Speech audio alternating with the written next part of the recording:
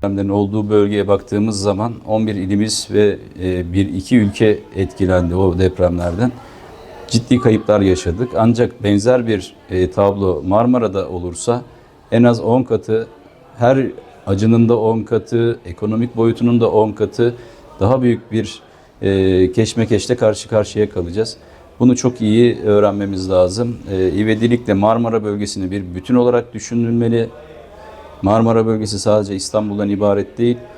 Güney Marmara kısmı, özellikle Yalova, Bursa, Balıkesir ve Çanakkale bölgelerimizin de yarısı bizden kampanyası gibi bir teşvik edici bir kampanyayla ivedilikle kentsel dönüşüm çalışmalarının başlatılması, paralelinde risk azaltıcı risk haritalarının gerçek verilerle ivedilikle hazırlanıp tabanlık teşkil etmesi bu çalışmalara ve sadece yapısal dönüşüm değil, gerçek anlamda afetlere karşı dirençli şehirleri hep birlikte kurmamız gerekiyor.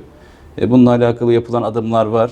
Biz de Bursa'da en azından Bursa'da da bunu daha küçük ölçekte ele alıp gerekirse yeni sanayi bölgelerinin, yeni yerleşim alanlarının, yani birçok merkezden oluşan daha güvenli alanlara yayılmış bir yapısal çevreyi ve bilinçli toplumu bunun paralelinde oluşturursak ancak o zaman evet, bize bazı şeyler öğretti ve biz de gereğini yaptık diyebiliriz. Ev alırken, ev kiralarken, deprem anında, deprem öncesinde, deprem sonrasında neler yapacağımızı evin bireylerinin tamamı bilecek şekilde bilinçlenelim.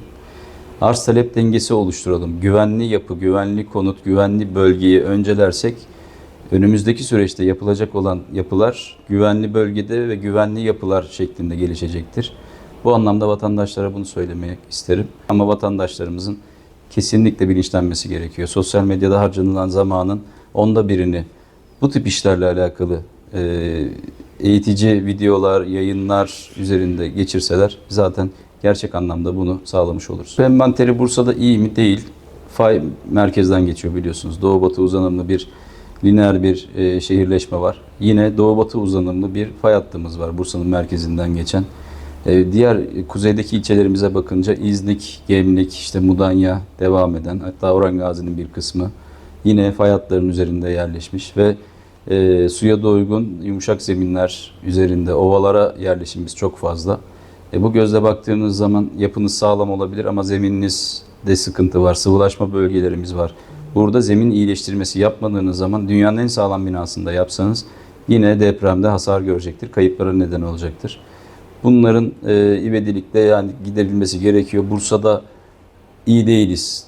Yani olası bir depremde, Marmara depreminde en çok etkilenecek olan il maalesef Bursa'dır. Nüfus yoğunluğu ve yerleşim şekline baktığımız zaman ivedilikle bütüncül bir plan dahilinde en riskli bölgeden başlamak kaydıyla vatandaşlarımızın da fedakarlık edebileceği daha güvenli bir Bursa, daha dirençli, afetlere karşı dirençli bir Bursa oluşturmak mümkün.